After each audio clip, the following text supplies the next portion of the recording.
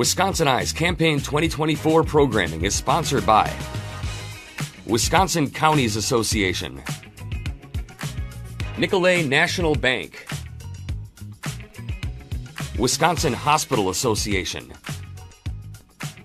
Operating Engineers Local 139, the Wisconsin Realtors Association, the Wisconsin Laborers District Council, and North Central State's Regional Council of Carpenters. To support programs like this, please consider a tax-deductible donation at wiseye.org/donate or by texting WisCI to 44321.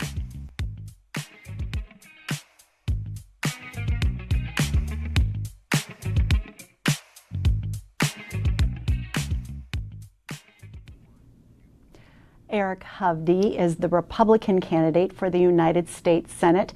The election is November 5th. Mr. Eric Hovde, welcome to WisconsinEye. Great being here with you. So, why are you running for the U.S. Senate? What is your campaign's key message? The main reason is very simple, and I know it sounds maybe a little corny or old-fashioned, but I love my country. I was raised very patriotically, raised in the late 60s, 70s, 80s, when America was in a much better position.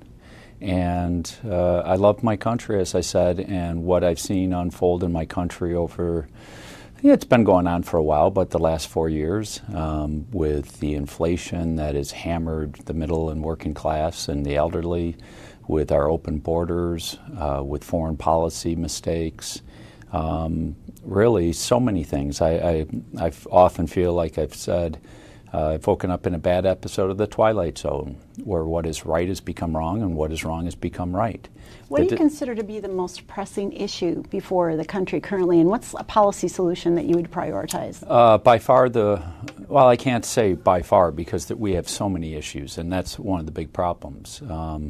It's not like we just have one or two. We have so many issues that is affecting our country right now. But to me, the biggest one is the debt crisis. Great societies have always failed. I don't care if it's Roman society, the different empires in China, the Dutch Empire, the British Empire. They fail first because they lose their moral compass, and then secondly, they bankrupt themselves. And our country and what we've done with deficit spending, and now we're sitting on $36 trillion in debt, adding another $1 trillion in debt every 4.5 months. We've added more debt in the last 3.5, 4 years than our country's first 230 years history. What's your proposal to address that? Well, it's not going to be easy to deal with. It's going to take time. Let me just back up a little bit and tell you the severity of it. Individuals, businesses can go through a bankruptcy. They can wipe away their debt. Small governments can do that.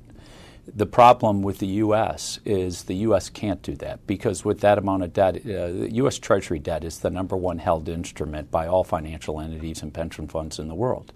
So if we ever ended up going through a bankruptcy or a debt restructuring, it would crater the whole global financial system. So the only thing that they're going to be left with is either getting on with the process of a long-term solutions, or they're going to use inflation. And that's why inflation has occurred. Inflation is always a monetary event. And what do I mean by that? What is the definition of inflation? Inflation is too much money chasing a fixed amount of goods and services. So during the COVID lockdown, we shut down businesses. The government spent a lot of money to keep people afloat because people were laid off and businesses were shut down. So individuals got stimulus checks, businesses got money through the PPP program or other programs. So, we spent a lot of money. But then once the economy started coming out of the recession, you would have thought they would have pulled back on that spending. But no, Joe Biden and the Democrats continued to spend money even though the economy was roaring back, and in fact ended up spending more money. Do you think there's price gouging on the private side? No, that's a silly argument. So let's get back to it. So they're spending more and more money. Well, when they're spending that amount of money, the bank for the federal government, which is the Federal Reserve, had to buy an enormous amount of the debt. So the Federal Reserve's balance sheet went from $3.6 trillion to $9 trillion. And money supply, M2 money supply, increased enormously. You can almost always track inflation with the increase in money supply. So that's why inflation exploded. If it was what Senator Baldwin says, corporate greed, well, why weren't corporations being greedy for the 40 years prior? Why was the last bout of inflation because of too much spending that happened in the late 60s and the 70s? What's your proposal to address or turn this around? Well, if we don't turn around, we're going to see more and more ugly bouts of inflation coming. So as I like to say, the first thing you got to do when you've dug yourself a hole is stop digging. So we've got to start pulling back spending. Discretionary spending levels need to get pulled back to pre-COVID levels. Our population didn't increase by 50%, but federal spending increased by 50%. Then we're going to have to deal with economic solutions to really get the economy going. Because when you've slowed down government spending, in fact, if you look at GDP growth right now, it's almost entirely due to deficit spending. Are there any areas of discretionary spending that you would specifically cut or pull back on? Well, I think what we need to do is first just baseline get back to pre-COVID levels. Now, a lot of that spending were certain packages the Democrats pushed through, the American Rescue Plan, the Inflation Reduction Act, which was exactly opposite of what it claimed to be. So we need to stop these big spending packages. We have to get back to appropriating money properly instead of these continuing resolution programs where every, wish list of every donor or corporation or whoever gets thrown into these big giant spending bills. And Congress and Senate really have to get back to doing their job. But let's get back to the solutions. So we need to pull back on spending. Then we've got to create pro-growth policies. And we can take from the playbook of two different presidents. One, President Reagan. President Reagan inherited record high inflation back at the end of the 70s. He allowed Paul Volcker, the head of the Federal Reserve, to increase interest rates up to 21%, which hammered the economy but finally cracked inflation.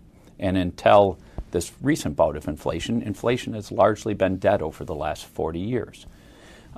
So what President Reagan did is he said, well, we've got to put forth a very pro-growth policy. So his big push was deregulation. And that was very stimulative because the economy was choking on massive amounts of regulation. Well, today we have more regulations in place today than we did back when President Reagan did deregulation. In fact, regulations are estimated to cost the American economy about $3 trillion a year.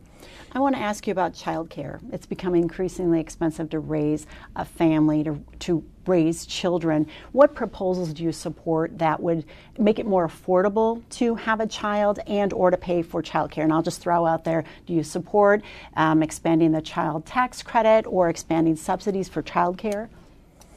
Look, I think it's a private-public partnership. The way my company handles it, I'm a family-friendly employer. I always say, when you've had a child come into your life, it's the greatest blessing you can ever have. My favorite role in life is being dad. We all have different roles, friends, brothers, neighbors, all the rest, but dad, for me, is the most important one. So I always create a lot of flexibility for my employees that having had children. Are there incentives or encouragement for private industry to do that? Well, I think that's what we have to look at. How can we create a public-private partnership? It could be through tax credits for the business. It could be tax credits for the individual. But I think we have to find a solution. As I said, I understand this issue quite well because not only I've seen many employees of mine go through this issue, but when I met my wife, she was a single mom, and she was struggling with the cost of child care. So that was a very significant issue, and watched her trying to navigate that issue. What about the cost of housing is also a major concern for Wisconsinites. What policies do you support that either would make it more affordable for renters or for new homeowners? Look, we have a housing problem, a very significant housing problem. The cost of housing is unaffordable for too many young people today. And that's very unfortunate because housing is such an important piece to family formation. You know, you meet somebody, you quite often you get married, you buy a dog to pre-parent, and then you buy a home and start a family. Look, I've spent a huge part of my life with my development company.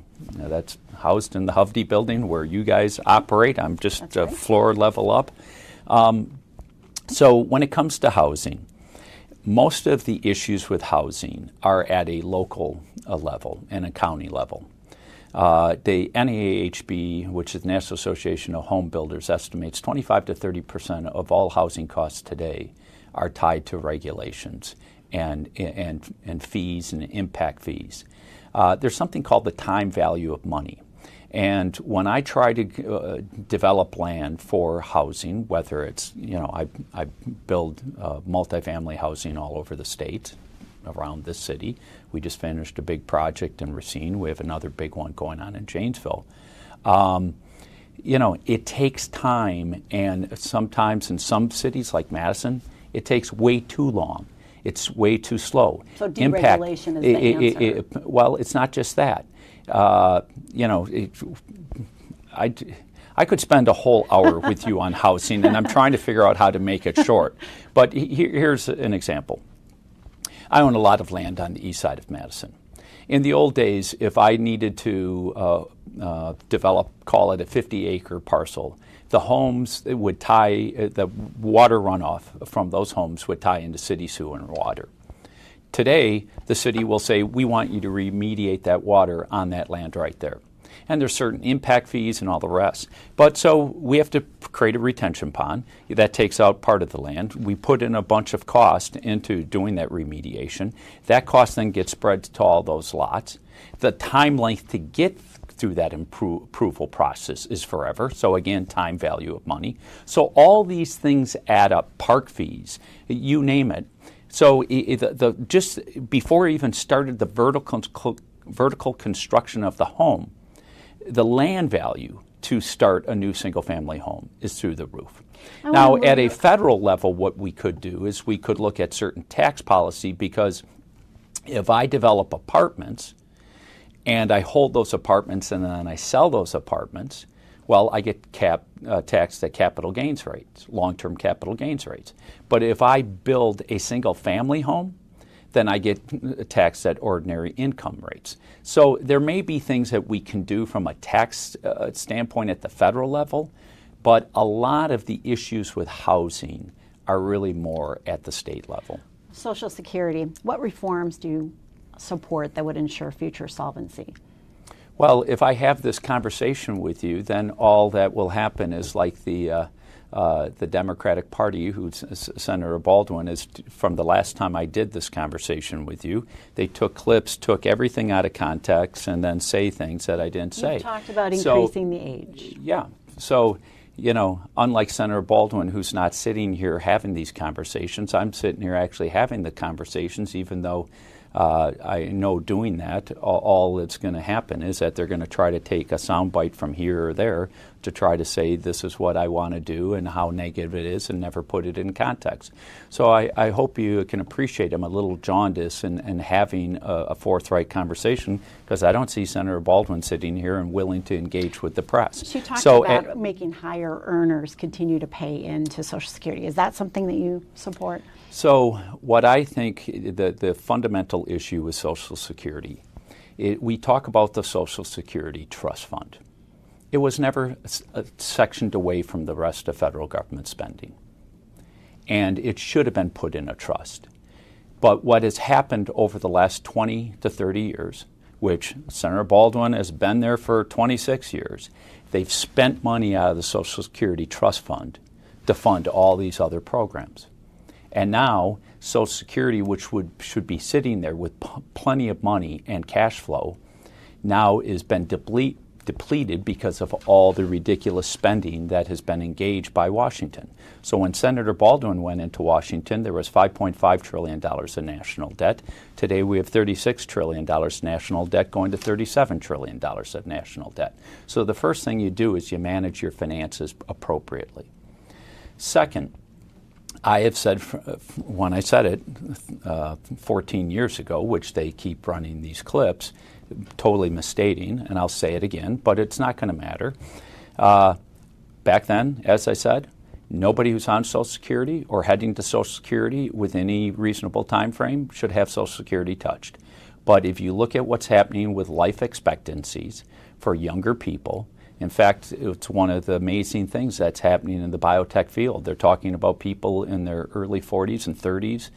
They may live to 100, 110, 120 years old. When we put Social Security in place, in the 30s, life expectancy was 62, Social Security was 65. So there's a case to be made that it could be raised, the age. Yes, okay. for younger people. In their 40s?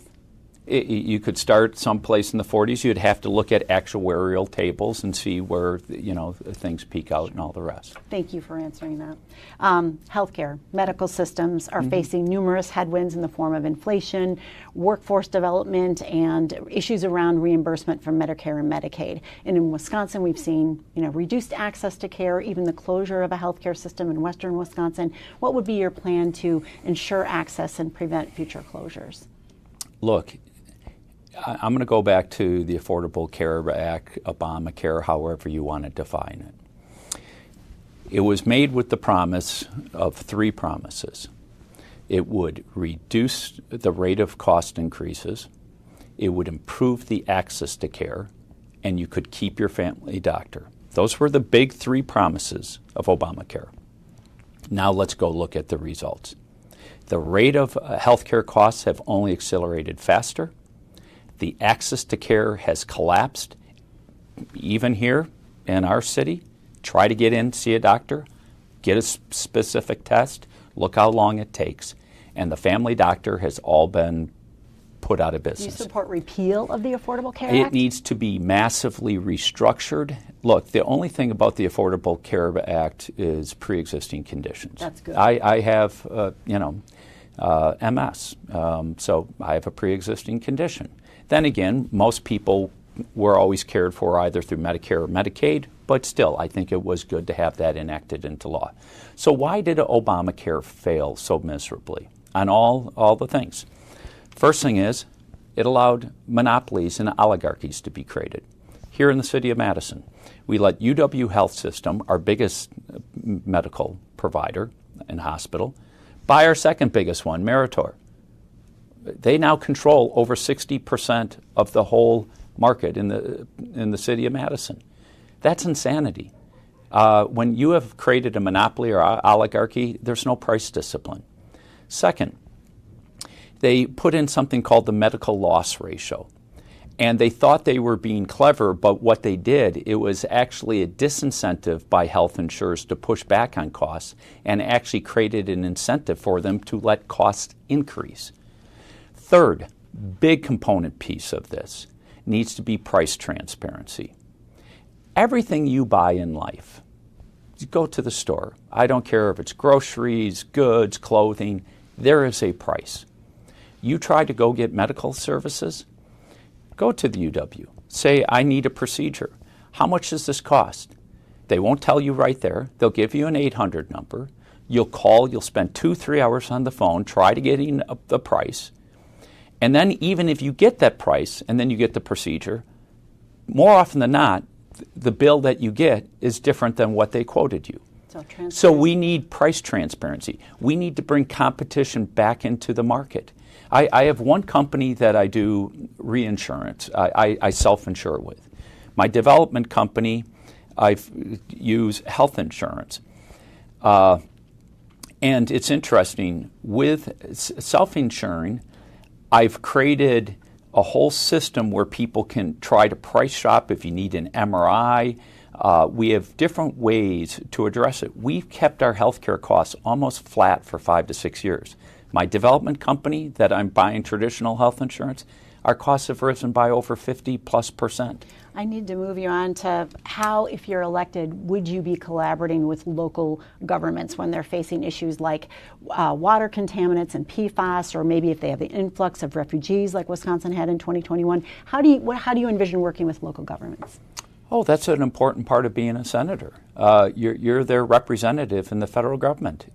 Anybody that's having an issue within our state running up against an obstacle of the behemoth that the federal government has become. It's part of constituent service. So I think it's an important part of the job. Do you support extending and making permanent the tax cuts from the Tax Cuts Jobs Act of 2017? Yes, because if you look at it, what ended up happening is we had the highest corporate tax rates in the world. That's why so many businesses were moving production out of this country.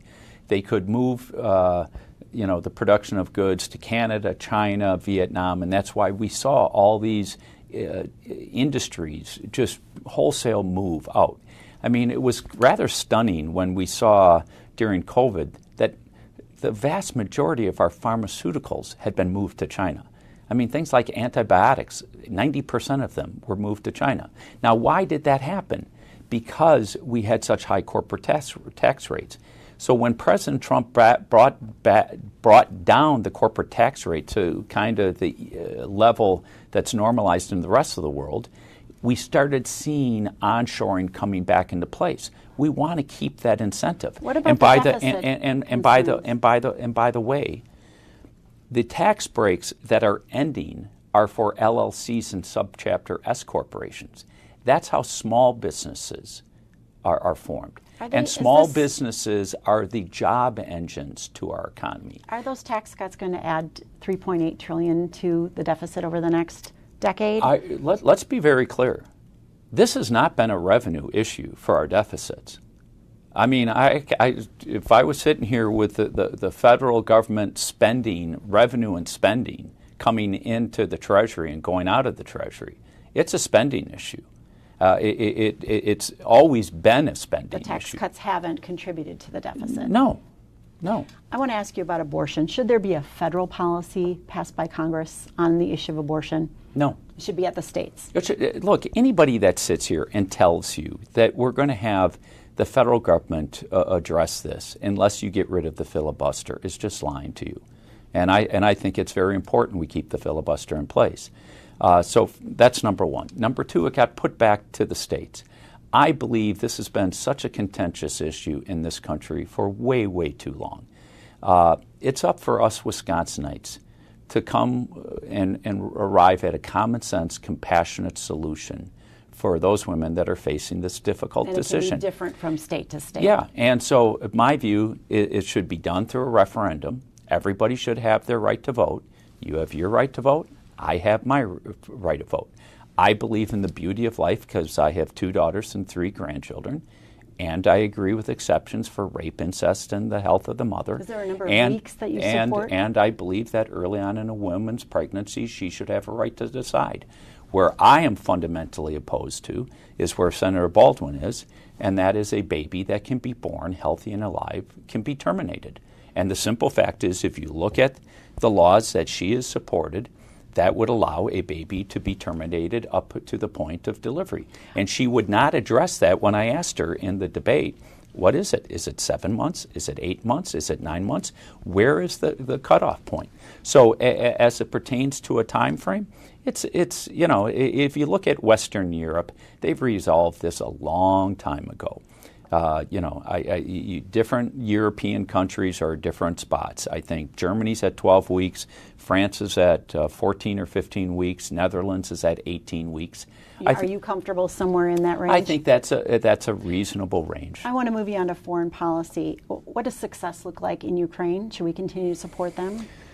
Look, first of all, Vladimir Putin is an evil man. And what he did was fundamentally wrong, but I think we could have done things that would have probably made it a lot less likely for him to do that. I think a lot of the conflicts that we see around the world started by our incompetent withdrawal from Afghanistan a little over 3 years ago. Well, it was 3 years ago in August. where we took out our troops, left a key strategic military base, and I had no problem wrapping up that war at all. But we left, Americans behind, Afghan allies behind. 13 Marines died that day. We left billions of dollars. Should Zelensky sit down and negotiate with Putin? Getting back to Ukraine. So I think because of Afghanistan, Putin moved on Ukraine, the Ayatollah through Hamas and Hezbollah moved on Israel, and then China's become more aggressive. Should Zelensky sit down and negotiate and try to get to a peaceful settlement? Yes. Look, I am very concerned what's going to happen with Ukraine. They're going to lose a generation or two of people. A lot of their cities will be turned into rubble. So I'm very concerned. I think there could have been things that we could have done early on. But now it's get it over with. Now it's time to try to find a path to peace. What about balancing support for Israel with civilian casualties in Gaza? Look, everybody's heart goes out to somebody who's a victim of war, a person that wasn't engaged, but I think a lot of people misunderstand what this conflict is about. It's not so much a conflict between the Palestinian people and the Israel people. It's really between Israel and Iran. Hamas is just a proxy for Iran. Hamas's leadership is totally controlled and totally funded by Iran, just like Hezbollah's is. And why did Iran do that? Not only did they strike their great enemy, Israel, they struck their other great enemy, us, and tried to divert our attention. And by the way, who's behind Iran? Russia, China. So what's the U.S. role here? Yeah, so they divert our attention from Ukraine over here. And the other thing they were accomplishing, who's Iran's other great enemy? Saudis. So Saudis were getting ready to normalize relationships with Israel through the Abrams Accord that President Trump had negotiated with other Arab countries. So they were getting ready to normalize. So Iran striking blew up them normalizing relationships. And you have to understand in the Middle East, Iran, which is Shia, and Saudis, which is Sunni, have been a conflict forever. Any limits on our support to Israel? Look, they have to go about winning the war. They have to go win the war. The resources they need in order to win. Look, this war, you've got to root out these elements of Iran. What I'm concerned is that it continues to spiral out, and I don't think it's helpful with the Biden administration, pivoting this way, pivoting that way, pivoting back and forth, and not giving, clear support or clear limitations. They're all over the map, and they're just trying to play a game of politics. So, look, at this point in time, I would ask people to put yourselves in the Israelis' perspective. If there was hostile groups in Canada and in Mexico that were trying to destroy our country and launched an attack, I think most Americans would say, we've got to go win that war and make sure we're not put in that position again. I want to transition you to some campaign questions. Are you troubled by the record amounts of out-of-state money that's coming into Wisconsin to influence our elections? I think our political system is so sadly broken. Look, Senator Baldwin, I got one debate for 1 hour. She barely does any interviews. So what has this whole campaign been about? She's raised massive amounts of money from New York, from California, from all out of state, and from big special interest groups. And then they make up lies from the craziest things like, I'm a Californian. Do you support some reforms to the campaign funding system? There has to be. I have to give this some thought because our political system is so broke. I went into this saying I'm not going to take corporate special interest money. I'm not taking corporate special interest money. And candidates should be required to sit in front of, the people of the state, address questions, not, doing one debate. In the old days, you go back 60 years ago, 2 Senate candidates would probably have a dozen debates. They do one here in Madison, 2 in Milwaukee, in Green Bay, Wausau, That's a Eau better Claire, way. La Crosse. Yes, because then people get to hear what your positions are, how to make the lives of the people of Wisconsin better. Instead, what has our political system become about? Raising money where you don't even know where it comes from. She's raised so much money from Big Pharma, Wall Street, Big Tech, to then make up crazy stuff and launch attack ads. And you can basically say anything you want in an ad if it's a campaign. There are a lot of negative ads on both sides that kind of walk that fine line between truth and exaggeration. How would you respond to a voter who would ask you to stop using negative ads in your campaign? Let's be clear. Go look at all my original ads. What was my ad for 4th of July? All my beginning ads were all talking about issues. The dad with my grandson, our country, my wife about my backstory, my ad during the 4th of July, we need to lower the divisiveness, come together, let's stop. Are negative ads necessary? Well, let me finish off. So all through this whole process, all through the summer, my Olympic ad, come on America, we can come back. I wasn't running negative ads. Since the day I got in, every single ad she's ran has been a negative ad against me. The craziest ads. Trying to say I'm a Californian. Trying to say I think farmers are lazy. Taking a clip from an interview here where I never said anything remotely. But they take a clip like this, doesn't say that, but then they have a farmer saying, I said farmers are lazy. And you stand behind your ad. So there wasn't one negative ad from my side. But yeah, at some point, I'm going to point things out. And things like the fact that Tammy Baldwin has always said, I'm fighting against Wall Street. She lives with a Wall Street executive. She says she's fighting against wealth inequality. Really? Wealth inequality has exploded, both under President Obama, got a lot better under President Trump, got worse under Joe Biden. She wants the wealthy to pay their fair share. Her Wall Street executive designs tax schemes for the uber wealthy and private equity world. Is that helping the wealthy pay their fair share? I'm not saying anything dishonest. I'm pointing out a fact. I want to ask you about immigration as we're coming to a quick close.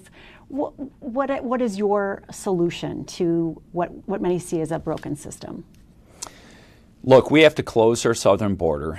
There's so many layers and problems to our open southern border. It's compounding the affordability of housing and health care for our own people. There is no such thing as a free lunch when you have 15, 20, whatever million number of illegal immigrants using our healthcare system and they're not paying anything into it. That cost gets transferred to everybody else. It's helped fuel the fentanyl crisis. It's helped fuel a humanitarian crisis. As some people know, I have been fighting against sex trafficking for 20 years. I have Hovde homes around the world rescuing children. They can't account for 300,000 children. A lot of those, sadly, have probably ended up in the sex trade. Would mass deportation help Wisconsin? Look, I have no problems moving these people out of this country that have come illegally. It is absolutely critical. We know. And that won't hurt Wisconsin industry. We know over 13,000 convicted murderers have entered into our country. We know over 15,800 convicted sexual assailant. Look at that woman and her child that were brutally raped over in Prairie du Chien. So yes, we got to close our southern border. Now, as it pertains to being able to provide quality labor, well, I never got to address one part of dealing with the deficit is welfare reform, getting more. We have more working age Americans out of our workforce today than we've ever had in our country. That's number one. And number two, I've said from the get-go, we need to fix legal immigration because our legal immigration system is broken. Will that be a priority for you if you're elected? Absolutely. We are down to the end of our interview, and I just want to say thank you so much for joining WisconsinEye. It's Mr. Eric Hovde. He's the Republican candidate for the United States Senate. The election is November 5th. Thank you for talking with us today. You're very welcome. This programming is brought to you by our generous sponsors. Thank you for watching.